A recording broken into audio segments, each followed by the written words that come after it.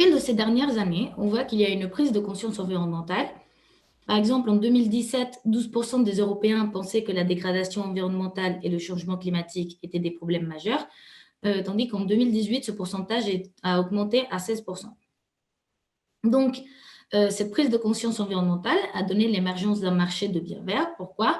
Car on voit que la consommation a un impact sur l'environnement et donc ce marché de biens verts cherche à minimiser cet impact.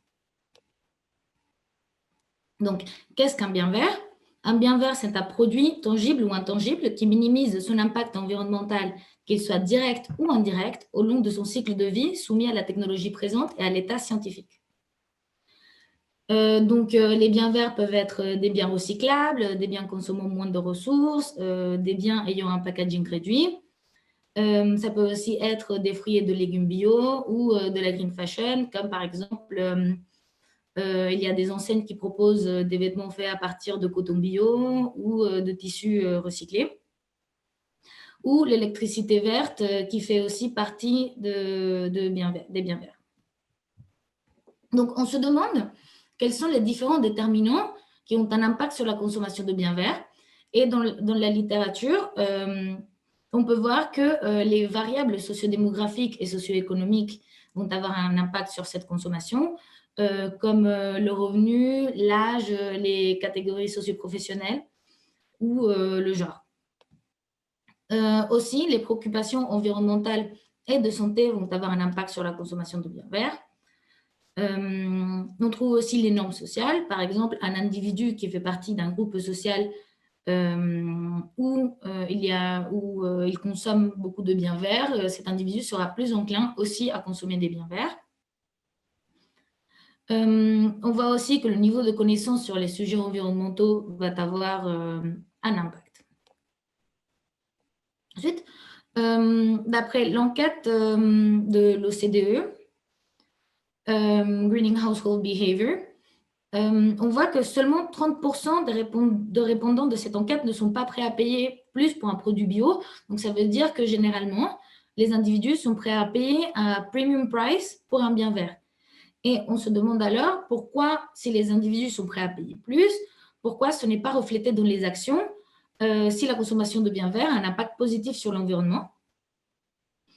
Et donc, dans la littérature, on voit aussi qu'il y a différentes barrières, comme le prix, la méfiance ou par exemple l'indisponibilité de ces biens.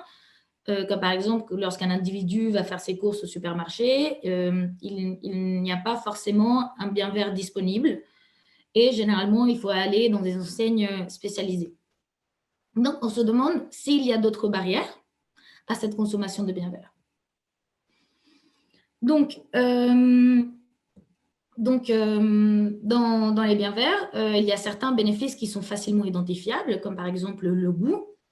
Certains individus peuvent penser que consommer des fruits et de légumes bio ont un meilleur goût que des fruits et de légumes non bio. Cependant, les bénéfices sur l'environnement sont plus difficilement observables et il y a un manque d'information. Pourquoi? Car cette information est difficile d'obtenir et elle est complexe à comprendre. Et les bénéfices sur l'environnement des biens verts sont difficilement quantifiables et ils sont visibles uniquement sur le long terme.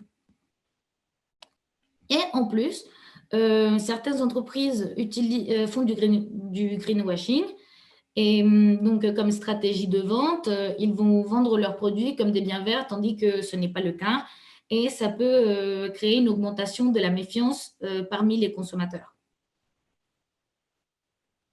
Donc, justement, comme il y a un manque d'information, il y a une incertitude sur l'impact des biens verts sur l'environnement. Et donc, les individus doivent faire leur choix de consommation dans l'incertain. Et on se dit alors qu'il est possible que l'incertitude soit une barrière à la consommation de biens verts. Et l'état des connaissances ne nous permet pas d'estimer avec certitude cet impact. Il y a différents modèles où l'incertitude a été introduite, par exemple dans la provision privée de biens publics ou dans la qualité environnementale future. Ainsi, l'objectif de ce papier est de proposer un modèle théorique de consommation de biens verts en introduisant de l'incertitude grâce au modèle de Châteauneuf, Eichberger et Grant de 2007. Et donc, on se demande comment l'incertitude et la confiance vont avoir un impact sur la consommation de ces biens. Et cette incertitude, on la modélise grâce à deux variables, la méfiance et le pessimisme, qui sont aussi des barrières à la consommation. Ce modèle nous permet d'avoir des croyances différentes sur l'information disponible. Et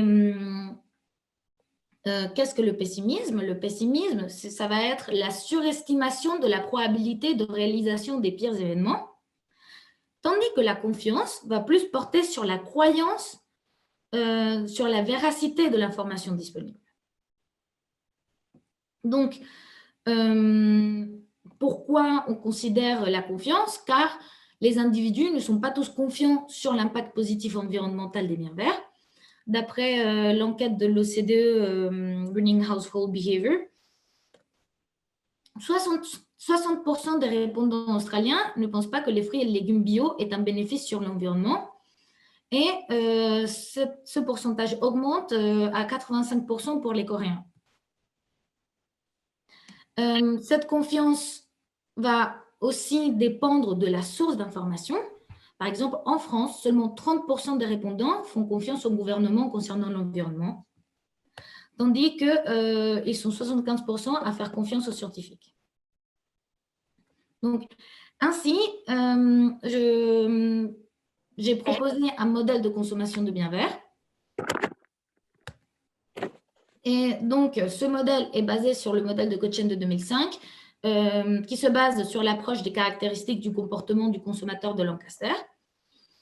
Et donc, ici, on suppose que les individus retirent de l'utilité à partir des caractéristiques du bien et non pas du bien en lui-même. On va aussi supposer que le bien vert est un bien public impur, comme cela a été fait dans le modèle de Kochen ou de Wichmann. Et donc, qu'est-ce qu'un bien public impur? C'est un bien qui va générer de l'utilité au consommateur à travers la production jointe d'une caractéristique publique et une caractéristique privée. C'est donc un bien public, mais qui va aussi procurer une utilité privée aux consommateurs qui le consomment. Et théoriquement, la présence d'un bien public impur devrait atténuer la sous-provision de biens publics en incitant la provision privée. Donc, les individus retirent de l'utilité de deux caractéristiques. Une caractéristique X qui procure de l'utilité privée, c'est la caractéristique commune aux deux biens, et une caractéristique Y qui est une caractéristique publique qui satisfait les propriétés d'un bien public. Et donc ici, on peut le considérer comme la caractéristique environnementale.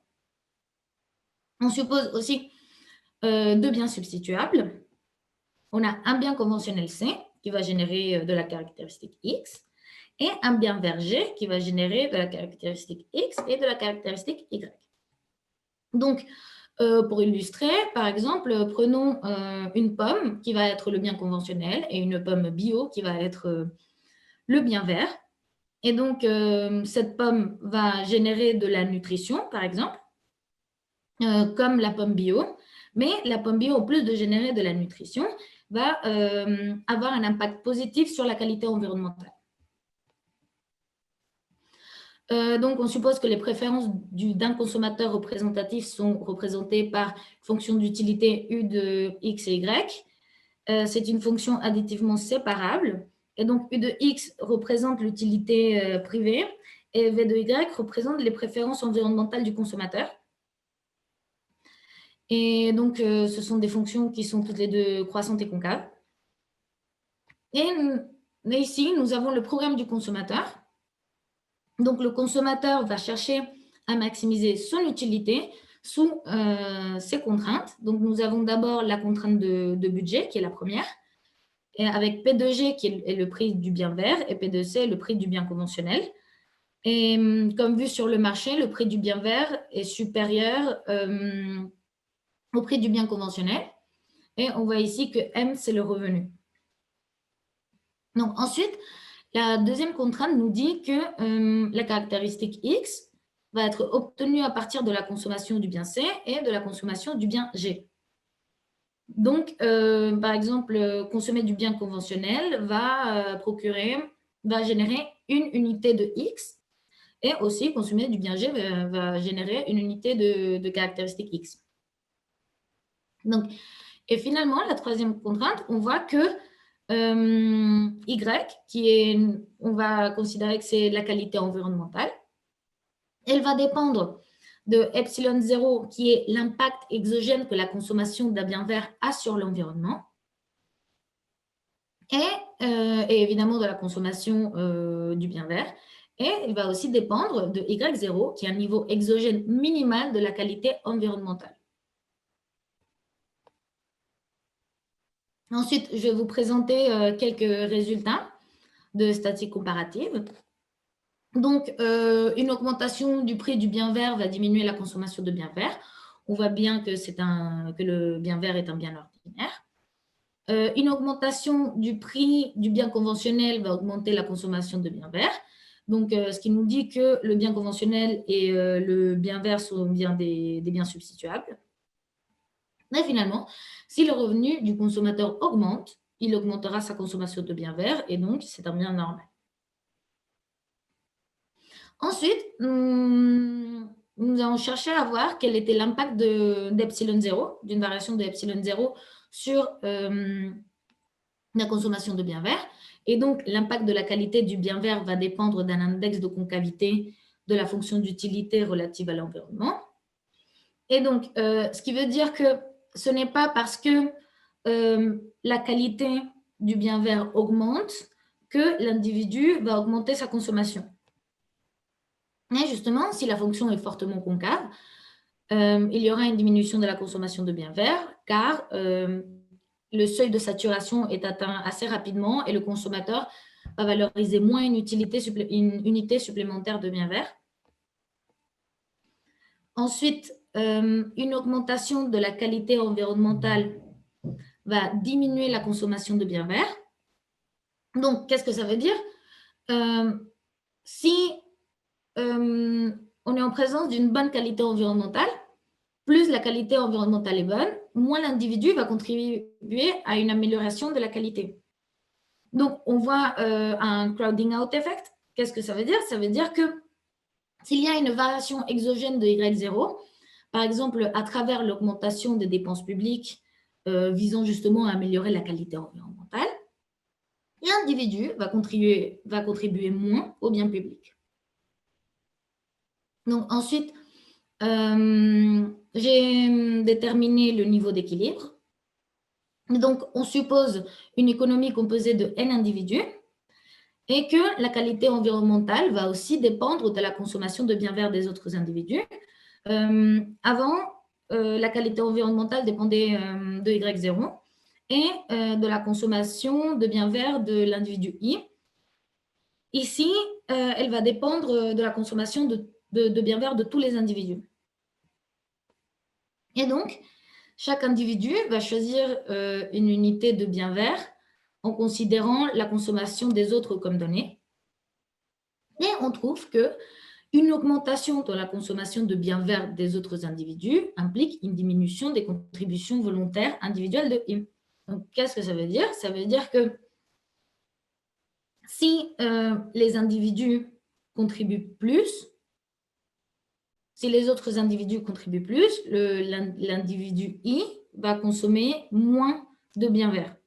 Et donc, il y a aussi, encore une fois, un crowding out effect, mais par l'augmentation des contributions des autres individus. Ensuite, je vais vous présenter ce modèle, mais en introduisant de l'incertitude à travers les variables de confiance et de pessimisme. Donc, on suppose qu'il y a une incertitude sur l'information disponible et qu'aucun des agents ne connaît l'impact sur l'environnement des biens verts. Et donc, on va supposer que tous les individus possèdent les mêmes informations et cette information est donnée au consommateur par une source fiable. Cette source fiable peut être le gouvernement ou les experts. Donc, comment on a représenté cette incertitude? On l'a fait grâce au modèle de Châteauneuf, Eschberger et Grant, qui nous permet donc de représenter les préférences du consommateur. Et ce modèle permet c'est une généralisation du modèle d'utilité espérée subjective et permet la séparation de l'utilité envers le risque et les attitudes d'incertitude non probabilisées. Donc, on suppose que l'impact des biens verts sur l'environnement est représenté par epsilon tilde. Tout à l'heure, c'était epsilon 0 et maintenant, ça va être représenté par epsilon tilde qui est une variable aléatoire avec une distribution qui est inconnue. Cependant, il y a tout de même une information partielle. Et donc, cette information partielle disponible va nous permettre d'avoir une distribution de référence qui va être représentée par une fonction de densité f d'epsilon. Et donc, nous avons ici le programme du consommateur. Le consommateur cherche à maximiser son utilité. Nous avons ici quasiment les mêmes contraintes que dans le premier programme. La seule différence dans les contraintes, c'est que epsilon 0 devient epsilon tilde. Et nous avons delta, le niveau de méfiance sur la distribution de probabilité, et alpha, le niveau de pessimisme. Donc, je préfère vous expliquer ici parce que je pense que c'est plus clair. Donc, cette variable aléatoire, elle est définie par epsilon tilde qui va être comprise entre epsilon inf et epsilon sup. Donc, on suppose que epsilon inf est négatif et ça représente le pire impact que la consommation du bien vert peut avoir sur l'environnement.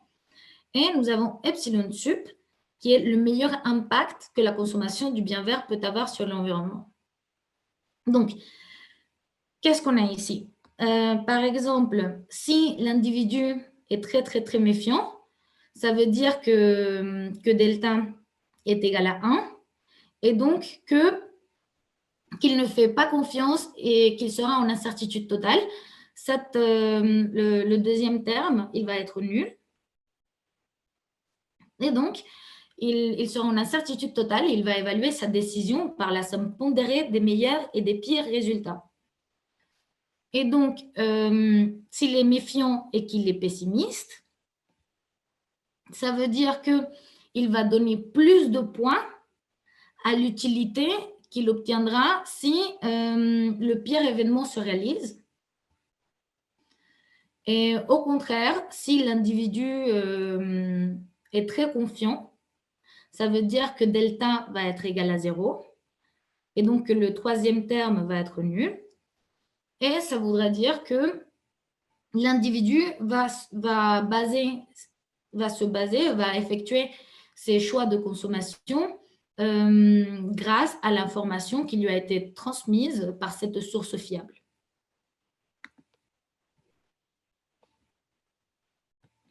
Donc, ensuite, je vais vous présenter quel est l'impact du pessimisme sur la consommation de biens verts. Et donc, on trouve que le pessimisme a un impact négatif sur la consommation de biens verts. Donc, si l'individu pense que sa consommation de biens verts aura un impact négatif sur la qualité environnementale, il ne voudra pas payer un prix plus élevé.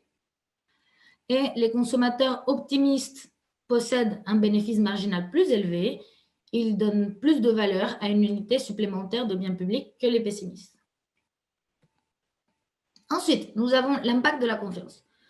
Donc, l'impact de la confiance sur la consommation de biens verts va dépendre du niveau de pessimisme.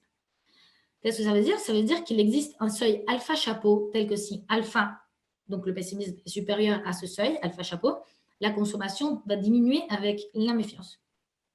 Donc, qu'est-ce que ça veut dire? Ça veut dire que si on augmente la confiance et que l'individu est pessimiste, il va augmenter sa consommation de biens verts. Au contraire, si la confiance augmente et que l'individu est optimiste, cet individu optimiste va diminuer sa consommation de biens verts.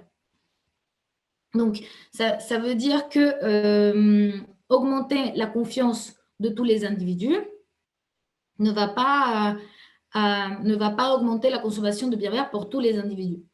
Et donc, s'il est socialement désirable d'augmenter la consommation de biens verts, il est nécessaire de cibler les différents types d'individus. Pourquoi? Car si on augmente la confiance dans la formation chez un individu optimiste, ça voudrait dire qu'il va diminuer sa consommation de biens verts et ce n'est pas l'objectif recherché. Et donc, qu'est-ce que nous disent ces résultats? On nous dit que l'opinion publique et les perceptions du risque peuvent avoir un impact sur la consommation de biens verts. Pourquoi l'opinion publique? Car, par exemple, la confiance dans le gouvernement va alors avoir un impact sur la qualité environnementale. Ensuite, j'ai déterminé le niveau d'équilibre et le niveau à l'optimum, où on suppose que l'économie est composée de n individus, et le niveau de la qualité environnementale va dépendre du choix de consommation de tous les individus. Et donc, on trouve la sous-optimalité de l'équilibre de Nash, comme on le trouve généralement dans les modèles de biens publics. Ensuite, j'ai introduit des perceptions du risque hétérogènes. À l'optimum, et donc on trouve qu'à l'optimum, une augmentation du niveau de pessimisme d'un individu diminue le niveau socialement optimal de consommation de biens verts pour les optimistes et pour les pessimistes. Et finalement, une augmentation de la proportion de pessimistes dans l'économie diminue le niveau socialement optimal des contributions. Et donc, pour conclure, j'ai proposé ici un modèle de consommation de biens verts où nous avons étudié l'impact des différents déterminants de la contribution privée volontaire au bien public environnemental, où les individus doivent faire leurs décisions de consommation dans l'incertain. Et nous l'avons représenté grâce aux variables de confiance et de pessimisme. Et un des principaux résultats est que s'il est socialement désirable d'augmenter la consommation de biens verts, modifier le niveau de confiance, il est utile de modifier le niveau de confiance ou le niveau de pessimisme, mais il faut faire très attention parce qu'il faut cibler les différents types d'individus. Donc, une des limites est qu'ici, on suppose que le gouvernement ou les experts possèdent et communiquent les estimations de probabilité, tandis que ce n'est pas vraiment le cas. Et finalement, pour les travaux futurs, dans le deuxième chapitre, l'objectif est de tester empiriquement les résultats du modèle à travers d'une expérience. Et par exemple, en utilisant les labels. Pourquoi les labels? Car il existe les labels qui sont certifiés par le gouvernement français ou par l'Union européenne. Et donc, ça peut nous permettre de voir plus facilement l'impact de la confiance sur la consommation de biens verts. Et merci beaucoup de votre attention.